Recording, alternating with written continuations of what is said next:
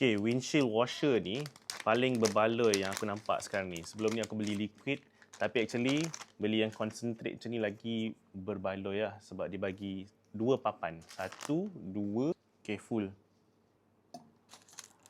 Alright.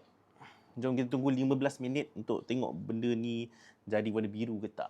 So, bila korang goncang dan tunggu 15 minit, dia akan jadi biru macam ni. So, sabun semua dah larut lah. Okay. Kalau penuh adalah dalam 2 liter. Okay, ready. Oh, nampak. Kan dah keluar sabun. Aku rasa dia bukan untuk hilangkan watermark.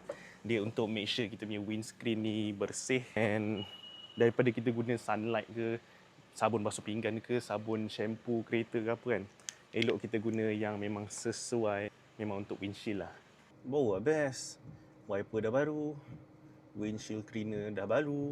Aku rasa memang betul lah dia orang claim yang kalau kau beli dekat beg kuning ni, kau beli dapat 1, 2, 3, dapat 12 biji, and setiap biji itu boleh isi 4 liter. Memang tahan setahun atau lebih setahun kot. Memang berbaloi and function.